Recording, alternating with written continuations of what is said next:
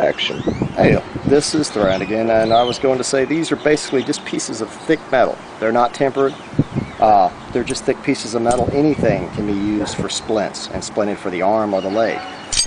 Back in ancient time, a lot of times people use hardened leather. This stuff's extremely hard, but you can cut through it. But this stuff is like hard as a rock, but unfortunately wouldn't survive through the 10th century till now. It would have decayed.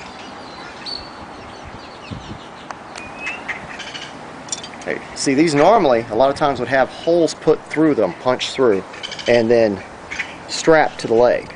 Or they could be attached to something like these forearms as splints, which would help stop an edge from going through. Eldgrimr is wearing the splints that we have duct taped to that forearm, and we're going to test these. Let me get my arm in the film. Alright, go. How you? Good. Leg test. Aye. That's good. And it didn't go through. Hey, I wanted to address those leg and arm splints. Basically, stuff like that doesn't survive history very easily. Also, metal was used for other things. So anytime metal was used on somebody, that person died, the metal was used for something else, if not used for armor again. So, yes, we believe that they did have them. We found them archaeologically.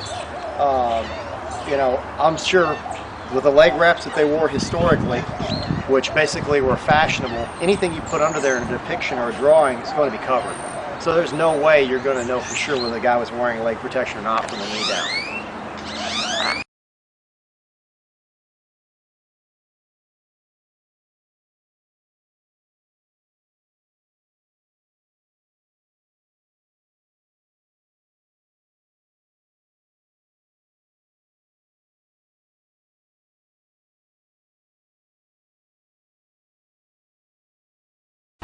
Hi, this is Thrand. I was going to show on that thing whether I'm wearing leg armor or not.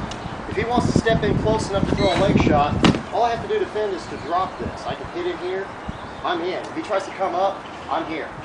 Nothing great's going to happen about that. Alrighty. Also, I could also just decide to, as he throws that low shot, step back. Same thing. I'm going to be defended the entire time. So if he decides to drop low, into it, same thing, except he's way off here. I don't think any samurai would waste his life to try to get to this shin right here if he's got problems up here. That should be it, right? Yeah.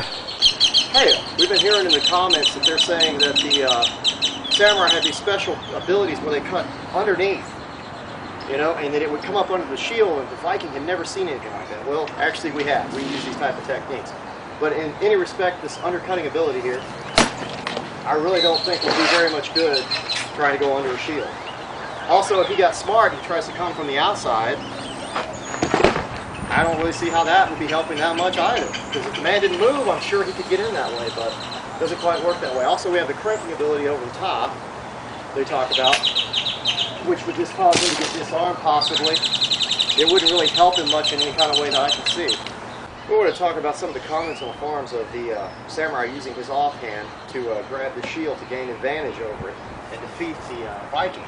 If he used to reach in and grab, boom, we got coming straight down here, straight to these unprotected fingers, that would be it. The fence is just right here.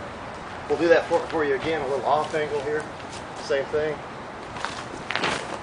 Boom. As you see, there's no fingers.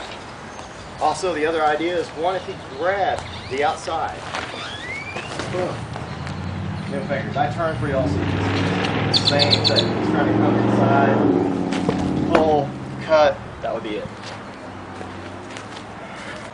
First, I want to start off by saying the naginata was normally used by females, the wives of samurai, to defend themselves from being raped or murdered or having things stolen from them by peasants originally, or bandits, not samurai against samurai. Later century, yes, they do have some documentation of them using it. Normally they used a yari, a spear. But anyway, a lot of people in the forums were saying, or the comments were saying, that all he would have to do is to hit this shin that's unprotected or the leg. But the whole thing about this fight, if he's trying to hit me from over here, and I'm standing here, and then he tries for my head, and he's trying for all this different stuff, I'm stupid if I stand here. That's not what you do with a pole. He's got the reach. Okay, like I said, it's easier to run forwards than backwards. You want to continue with him attacking my lower leg. Boom. I don't know if you can see that, but I got right in on it quickly. He does the same thing, but from a distance, he tries to get the lowest reach possible.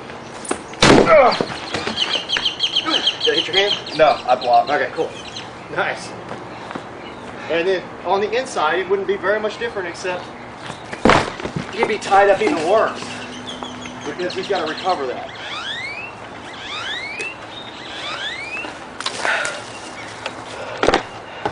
Let's see how it looks.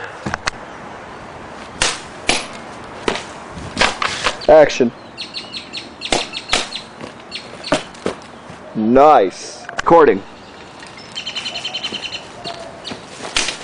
Hey, we wanted to bring up something, kicking in combat. They keep saying this, that the samurai kick. Actually, it was the karateka, or the peasants who had their own art, they kicked. It was Taekyong in Korea, they kicked. But let's just take, for instance, that they did kick, and he kicks to try to move the shield from its neutral position. He's open. Everywhere here, he is open. I don't see how you get an advantage to try to do something. If I'm standing here and he comes from the other way, boom. Pre-reverse roundhouse, like in DW. Also, in the Viking sagas, it talks of a man who kept doing this. If he was, doing this, or I was dumb enough to do this, I would expect him to kick this into my face and kill me like he did in the saga. There's more documentation of Vikings kicking in.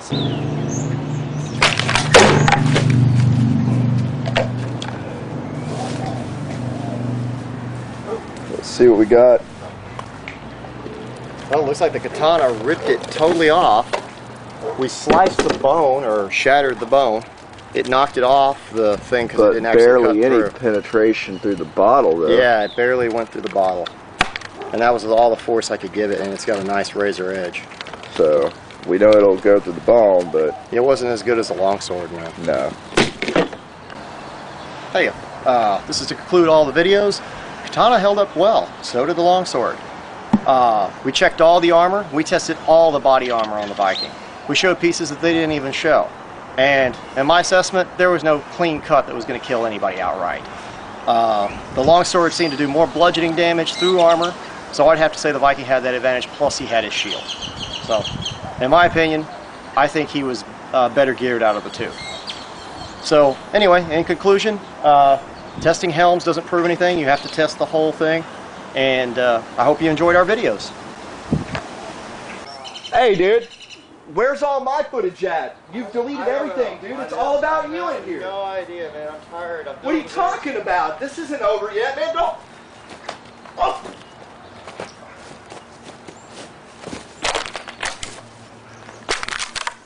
Ah. Ah. Oh. Oh.